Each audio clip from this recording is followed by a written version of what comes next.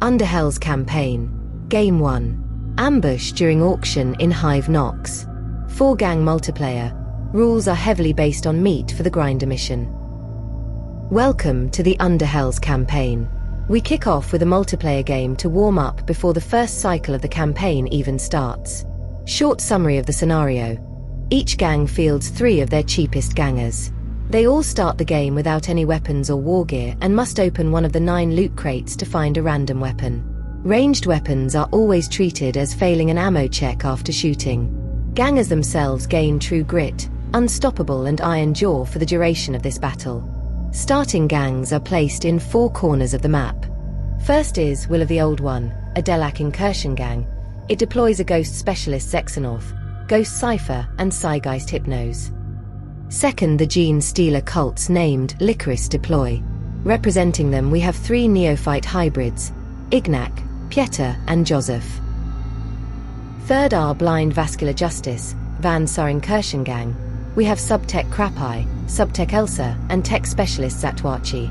Last are Goliaths, Combinat of Boiling Fury, represented by Bully Looney, Bruiser Stormsplash and Forgeborn Zapper.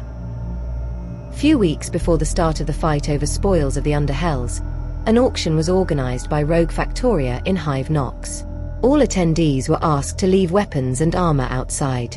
The auction was presenting archaeotech that was found in a newly discovered part of the Underhell ruins. When one of the data crystal with Hive Secundus markings etched on the crate was being presented, a sudden firefight ensued. With lights cut off, nobody knew who the assailant was. After just a few short moments, with backup energy restoring emergency lights, survivors could observe the result of the carnage.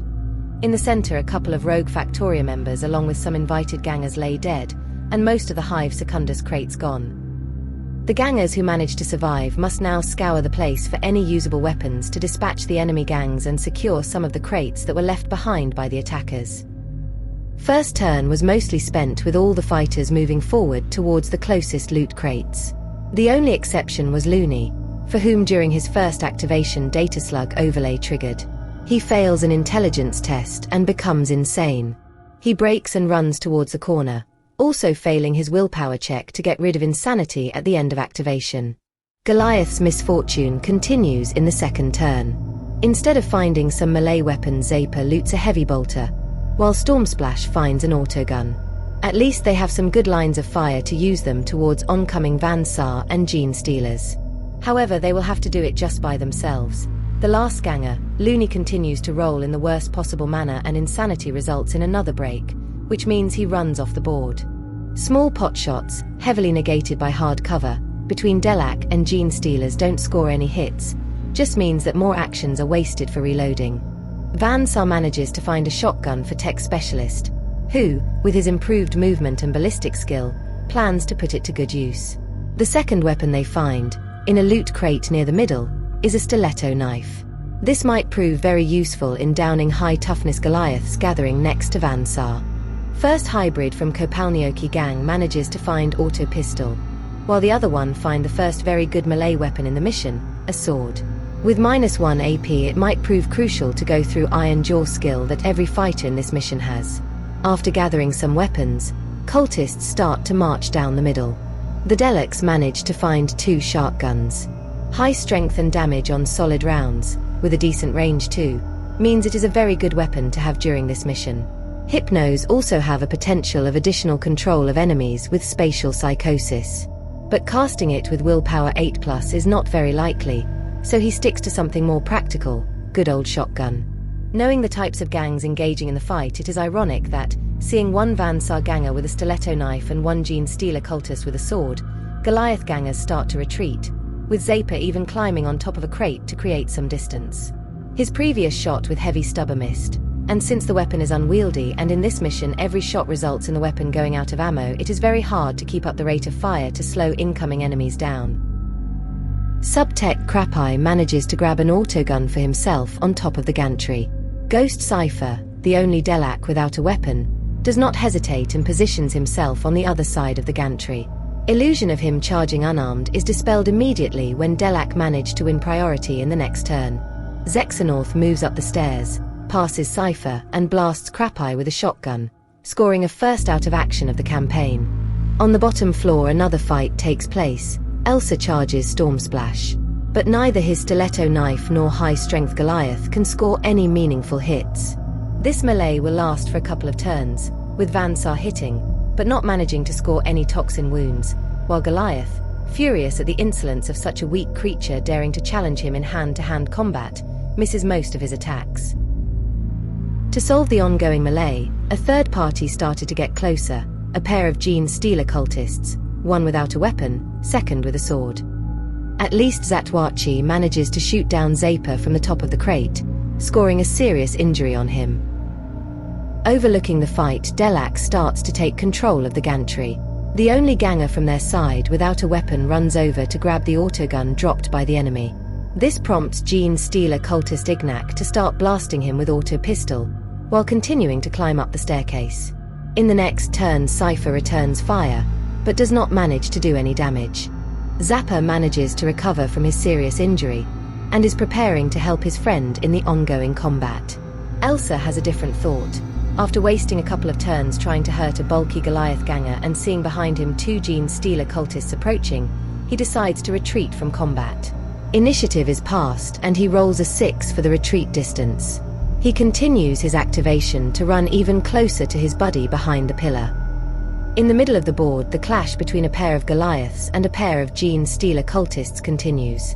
Fight is initiated by Pieter, who charges Stormsplash. AP 1 proves very good in slicing through iron jaw, but only flesh wounds are scored. At least the response from the enemy fails to score. Joseph charges 2, but without any weapons his attacks are easily deflected by the bulging muscles. Counter-charge by Zaper proves much more deadly, and he manages to take Pieter out of action. Meanwhile, Zexanorth keeps trying to reload his shotgun and occasionally puts some shots from above into ongoing melee. On the opposite side of the middle building, two fighters are engaging in a gunslinging duel for a couple of turns. Cypher has a lot of problems reloading his autogun, and when it seems that Ignac will manage to take advantage of this situation, his nerves give out. Seeing Pieter dying in combat versus Goliaths, the gang bottles out and Pieter fails his cool check and runs off to seek safety outside of the warehouse. Same fate meets Van Saar gang. Instead of safely regrouping in the corner, first Zatwachi fails his cool check and runs off. Elsa tries to go behind the pillar to pick up the shotgun that his friend Tech Specialist dropped. But before he had time to use it, he also fails a cool check and runs off the board. Van Saars are the first ones to be eliminated from the mission. A shotgun blast from the top scores a serious injury and Stormsplash falls on the ground. However, because of the order of activation, this means that Joseph does not have time to coup de grace him and Zaper walks around to help his buddy recover. Joseph starts to retreat in the direction of the pile of weapons dropped by retreating Van Saars. Seeing that Zaper and Stormsplash turn around to address the incoming non-sanctioned psyker armed with a shotgun and the other Delaque member shooting them constantly from the vantage. During a crucial turn, a potential mistake in the order of operation, Stormsplash decides to shoot with an autogun first towards Hypnose. Damage goes through, but results only in a flesh wound.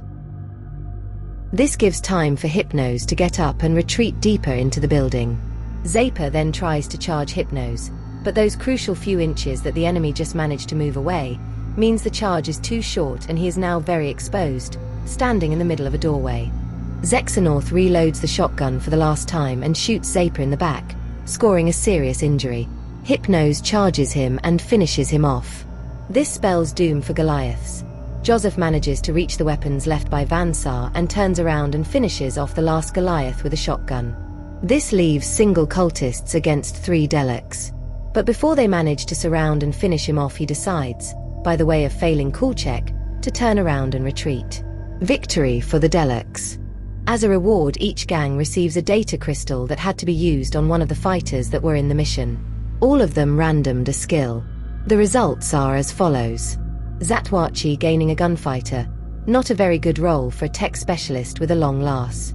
Stormsplash gained quite a reputation in surviving many attacks from various fighters in this game, and result of the data crystal random skill reflects that, giving him fearsome. Joseph got unstoppable, one of the skills he had for the duration of the mission. Finally, Delaque used the crystal on Hypnose, gaining him not very useful skill in lie low. Since Delaque were victorious, they also gained 1 normal data crystals, using it on their leader, Aura Spira, gaining him Nerves of Steel. Inauguration of the campaign finished, we can now proceed to individual challenges between the gangs. Also in the first cycle we will see 3 more gangs joining, Spiras and 2 Malstrain corrupted gangs, Enforcers and Escher. See you in the next episode.